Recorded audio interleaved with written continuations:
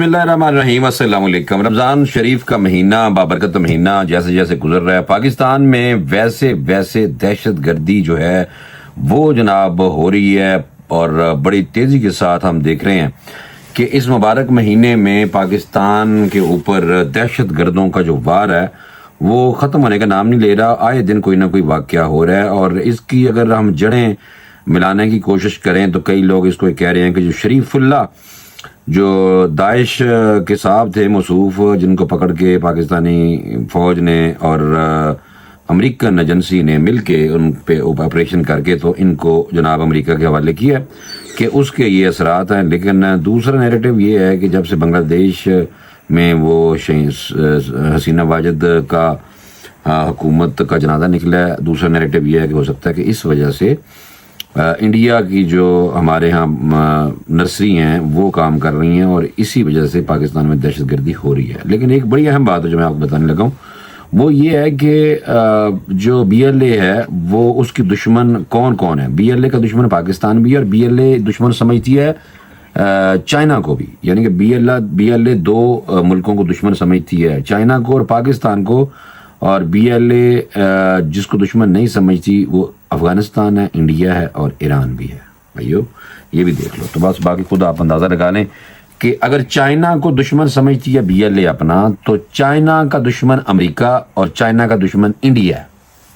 یہ بات کلیئر ہو جانی چاہیے آپ کو۔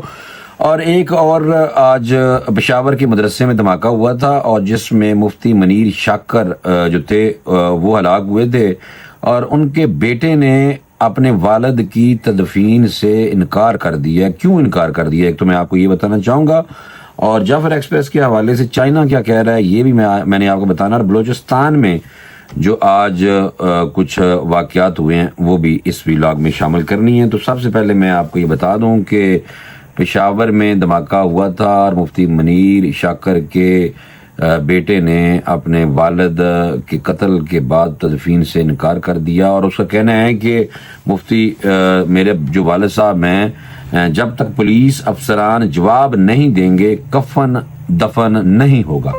پھر مزید موصوف فرما رہے ہیں کہ ہم نے بار بار منتیں کی تھی کہ ہمیں خطرہ ہے، یہ کہا مفتی منیر صاحب کے بیٹے نے، اور ساتھ ہی کہا کہ میرے ہاتھ پاؤں باندھ دیے گئے تھے، اور اس وجہ سے میرے والد صاحب جو ہیں وہ شہید ہوئے ہیں۔ دو ٹوک الفاظ میں وہ کہتے ہیں کہ میں کہنا چاہتا ہوں کہ جب تک جواب نہیں ملے گا احتجاجاً تدفین نہیں ہوگی، مجھے بندوق اٹھانے کی اجازت نہیں دی گئی۔ یہ وہ بار بار وہ موصوف فرما رہے ہیں۔ اور یہ مفتی صاحب کے بارے میں تھوڑا سا آپ کو بتا ہی دوں تو بہتر ہے، تاکہ آپ کو پتہ چل جائے کہ یہ کون سی ہستی ہیں جو اس حادثے میں جن کی جان گئی ہے۔ مفتی منیر شاکر خیبر پختونخوا کے جنوبی ضلع کرک، جہاں پہ شاہ عبدالعزیز مجاہد صاحب کا بھی مدرسہ ہے، اور افغانستان میں سوویت کے ٹائم پہ جب سوویت نے حملہ کیا تھا تو اس ٹائم کرک کے جو مفتی صاحب ہیں شاہ عبدالعزیز مجاہد صاحب، ان کے والد صاحب، اور بعد میں پھر شاہ عبدالعزیز مجاہد صاحب نے بڑے وہاں پہ فنڈ ڈونیشن اور وہاں سے بڑے مجاہد بھیجتے تھے، وہ ہمیں یاد ہے۔ تو یہ جو مفتی صاحب ہیں جنوبی ضلع کرک میں ایک قدامت پسند خاندان میں 1970 کے قریب پیدا ہوئے تھے، اور مختلف دینی مدارس میں تعلیم حاصل کی تھی، اور کالعدم تنظیم تھی لشکر اسلام کے بانیوں میں سے تھے، اور منظر عام پر مشہور ہوئے۔ کالعدم لشکر اسلام کے بعد باڑہ خیبر ایجنسی میں منتقل ہوئے تھے، اور دہشت گردی اور مسلح گروہوں پر گہری نظر رکھنے پر قبائلی ضلع خیبر سے تعلق سینئر صحافی ہیں، انہوں نے اس بارے میں بتایا مفتی صاحب کے بارے میں، ابراہیم شنواری صاحب نے، کہ 2004 میں یہ باڑہ میں منتقل ہو گئے تھے، جو اس سے پہلے ضلع کرم میں سرگرم تھے، اور کرم میں فرقہ وارانہ لڑائیوں میں مبینہ ملوث ہونے کے الزامات پر انہیں ضلع بدر کر دیا گیا تھا۔ باڑہ آنے کے بعد منیر شاکر بہت زیادہ مقبول ہوئے، مقامی مذہبی شخصیت پیر سیف الرحمان کے خلاف کھڑے ہوئے، لشکر بنایا، بندے بھی ایک دوسرے قتل کر دیے، ریڈیو بھی بنایا اپنا، تو ایک دوسرے پہ فتوے بھی لگاتے تھے۔ تو پھر ان کو کراچی میں منتقل ہوئے، کراچی میں یہ بیرون ملک جا رہے تھے تو ان کو آف لوڈ کر دیا گیا تھا ایک دفعہ جہاز سے، اور یوٹیوب پہ بڑے سرگرم تھے۔ یہ مفتی صاحب تھے، تو مفتی صاحب اس دنیا میں ابھی نہیں ہیں، حملہ ہوا اور اس میں ان کی جان چلی گئی۔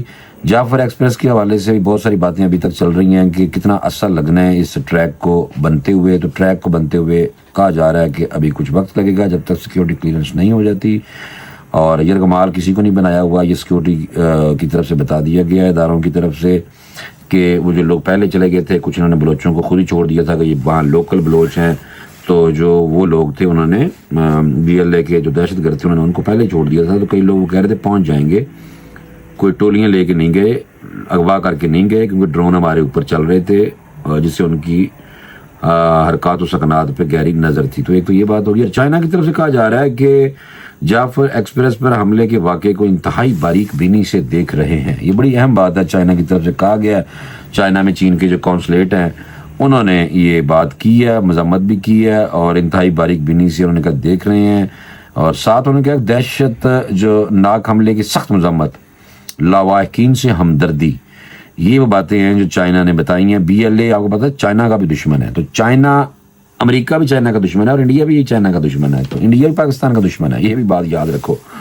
बार बार कहने का मकसद ये है कि आप इसे अंदाज़ा लगा लें कि BLA को फंड कहाँ से हो रहा होगा, इंडिया से हो रहा होगा और साथ अमेरिका से भी हो रहा होगा। क्यों? वो एजेंसियाँ होती हैं ना, वो देती हैं फंड, क्योंकि चाइना के खिलाफ भी लड़वाते हैं ये BLA को। तो भाईजान ये इस तरह बात है जो आपको मैंने कहा मैं आपको बताऊं फौरी तौर पे, जो बड़ी अहम बात थी ये। और दूसरी एक और बात थी कि कोयटा में मुख्तलिफ मकामात पर ज़ोरदार धमाके हुए हैं और एक सिक्योरिटी एहलकार वहाँ पे शहीद हुए हैं, और 3 धमाके हुए थे जिसके नतीजे में एक एहलकार और शहीद और 6 जख्मी हुए हैं। और इसमें हुआ ये है कि धमाका शालकोट थाने के इलाके करानी रोड पर ATF की गाड़ी के करीब हुआ, जिसके नतीजे में 7 एहलकार जख्मी हुए। ताहम बाद में एक जख्मियों की किताब लगा कर वो बंदा शहीद हो गया। भाई ना लहराजून। पुलिस के मुताबिक धमाका खेज मवाद सड़क किनारे नस्ब किया गया था। जख्मी होने वाले एहलकारों को तबी इमदाद के लिए अस्पताल मुंतकिल कर दिया गया। तो ये जो लहर है दहशतगर्दी की, ये बलूचिस्तान में बड़ी तेजी के साथ अभी फैल रही है। इनवारुल्लाह काकड़ का मैं इंटरव्यू देख रहा था। इनवारुल्लाह काकड़ फरमा रहे थे कि ये लहर अभी से नहीं है, ये पहले से ही चलती हुई आ रही है दहशतगर्दी। और ये कहना कि सरफराज बुगटी का इस्तीफ़ा या हुकूमत लपेट दी जाएगी बलूचिस्तान की, तो वो कह रहे थे कि इसका दूर दूर तक कोई इम्कान नहीं है। सरफराज बुगटी साहब ही वज़ीर आला बलूचिस्तान है और वही रहेंगे। तो इसलिए हालात वहाँ पे जो हैं वो ख़राब चल रहे हैं। तो ये मैंने कहा 2-4 चीज़ें आपको बतानी इंतहाई ज़रूरी थी कि रमज़ान शरीफ के महीने में दहशतगर्दी ऐसे नहीं है। आप अंदाज़ा लगाएं कि इस नेक मुबारक महीने में जब कहा जाता है, हदीस शरीफ है कि शैतान जकड़ लिए जाते हैं, और इस मुबारक महीने में फसाद करना, दहशतगर्दी करना, जनाब ये कोई जिसका दीन मज़हब होता है वो काम ये नहीं करता। जिनका कोई दीन मज़हब से ताल्लुक़ नहीं होता ये वो लोग होते हैं। तो मेरे दोस्तों ये आप लोग समझो इस बात को। इंशाल्लाह अगले व्लॉग में दोबारा कुछ खबरों के साथ हाज़िर होंगे। मुझे इजाज़त दें, इंशाल्लाह ज़िंदगी रही तो दोबारा मुलाकात करेंगे। अल्लाह हाफ़िज़।